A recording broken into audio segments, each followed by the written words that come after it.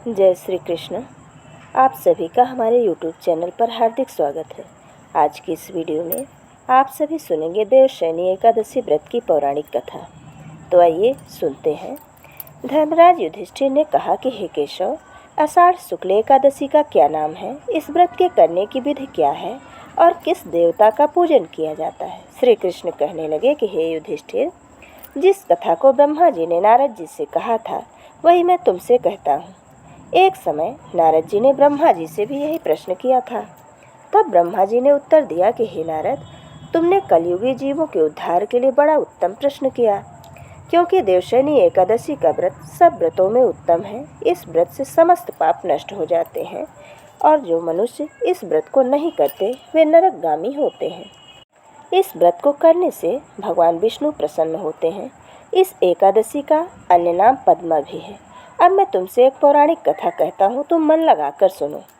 सूर्यवंश में मांधाता नामक एक चक्रवर्ती राजा हुआ, जो सत्यवादी और महान तपस्वी था। वह अपनी प्रजा का पुत्र की भांति पालन किया करता था। उसकी सारी प्रजा धन धान्य से भरपूर और सुखी थी। उसके राज्य में कभी अकाल नहीं पड़ता था। एक समय उस राजा के राज्य में 3 वर्ष तक वर्षा न हुई और अकाल पड़ गया। प्रजा अन्न की कमी के कारण अत्यंत दुखी हो गई।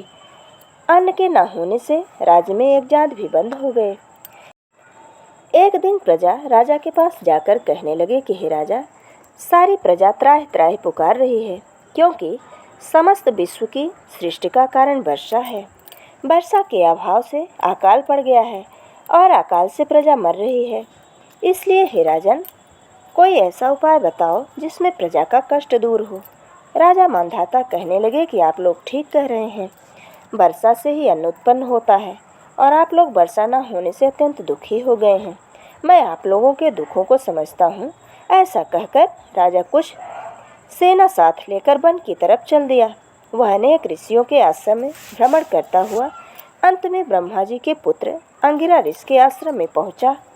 वहाँ राजा ने घोड़े से उतरकर अंगिरा ऋषि को प्रणाम किया। मुनि ने राजा को आशीर्वाद देकर कुशल क्षेम के पश्चात उनके आश्रम में आने का कारण पूछा। राजा ने हाथ जोड़कर विनती भाव से कहा कि हे भगवान, सब प्रकार से धर्म पालन करने पर भी मेरे राज्य में अकाल पड़ गया है। इससे प्रजा अत्यंत दुखी है। राजा के पापों के प्रभाव से ही प्रजा को कष्ट होता है, ऐसा शास्त्रों में कहा गया है।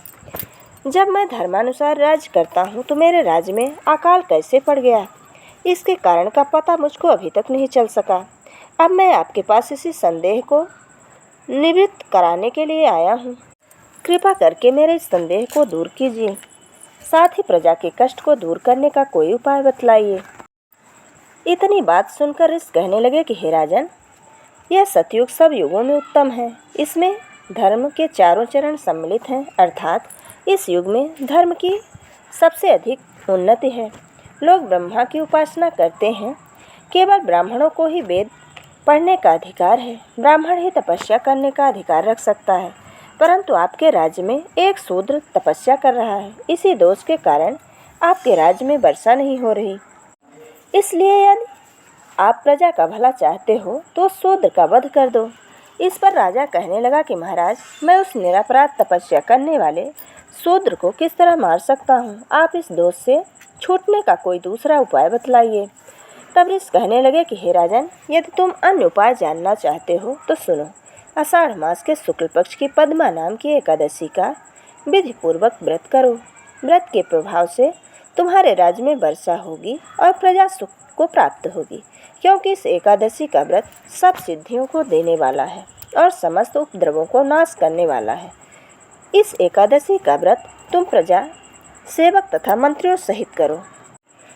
मुनि के इस वचन को सुनकर राजा अपने नगर को वापस आया और उसने विधिपूर्वक पद्मा यानी देवशयनी एकादशी का व्रत किया। उस व्रत के प्रभाव से वर्षा हुई और प्रजा को सुख पहुंचा। अतः इस मास की एकादशी का व्रत सब मनुष्यों को करना चाहिए। यह व्रत इस लोक में सुख को भोग कर और परलोक में मुक्ति को देने वाला है। इस कथा को पढ़ने और सुनने से मनुष्य के समस्त पाप नष्ट हो जाते हैं। ये थी देवशयनी एकादशी व्रत की पौराणिक कथा। वीडियो अगर पसंद आए तो लाइक ज़रूर करें और अगर आप हमारे चैनल पर नए हैं तो चैनल को सब्सक्राइब करना बिल्कुल ना भूलें। जय श्री कृष्ण। धन्यवाद।